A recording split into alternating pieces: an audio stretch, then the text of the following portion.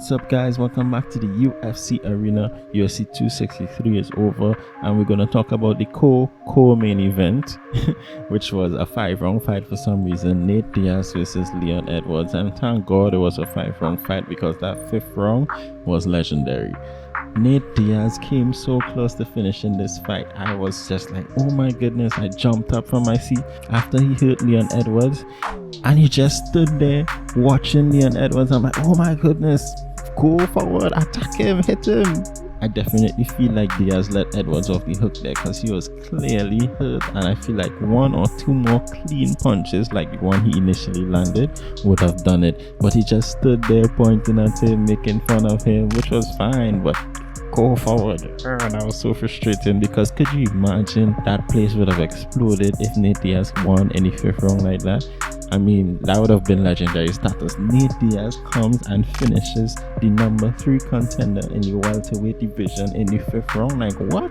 But anyway, I'm getting ahead of myself. I didn't even talk about the rest of the fights yet, but that part was just in my head because, you know, that was the most prominent part of the fight. Other than that crazy end to the last round, this fight pretty much went how I expected it to go and how most of us expected it to go, in that Leon Edwards was dominating the fight. He had clean, crisp striking. He had some nasty leg kicks, which he should have thrown more. I don't know if he hurt his foot or something, but he definitely should have thrown more. He was a bit too passive for my taste. I definitely think he had the ability to do a lot more damage to Diaz. Now, Diaz was all bloodied up. He had cut on both sides of his face and stuff. So he did definitely damage Diaz, but Edwards could have done more. I thought he would have taken a page out of Masvidal's book and been a bit more aggressive at the start of the fight, but he was just patient, and I guess he kept thinking that his time would come to knock him out, and granted, he landed some nasty bombs on Nate Diaz, and Nate Diaz just eat that, and then he just like, oh, that was a good one, or yeah, that was a good strike, just giving him props. Like, ooh, like, bruh, some people just really have next level chins, and Nate Diaz is one of them, because the punches that Nate Diaz took far outweigh the punches that Leon Edwards took, yet Leon Edwards got rocked much worse than Nate Diaz ever did. What I will say though is Diaz had a little too much antics for me in this fight. Personally, I love to watch Nate Diaz fight, especially when he takes the fight more seriously. My favorite, or one of my favorite Nate Diaz fights, was when he fought Michael Johnson. To me, that was prime Nate Diaz. His boxing was on point, and if he would have taken this fight more seriously, I think he could have landed some good combinations on Edwards like he did in the 5th round. I still don't think he would have won, but I think he could have definitely done a better job. I mean, I heard what he said in the press conference after, how, you know, he got caught and then he wasn't doing anything for a month, and he was just trying to get through the fight, basically, is what he said.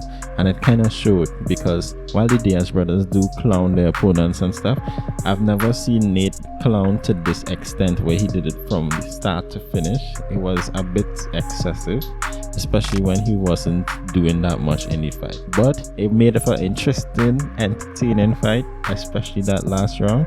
Somehow, only the Diaz brothers could lose and you still feel as though they won.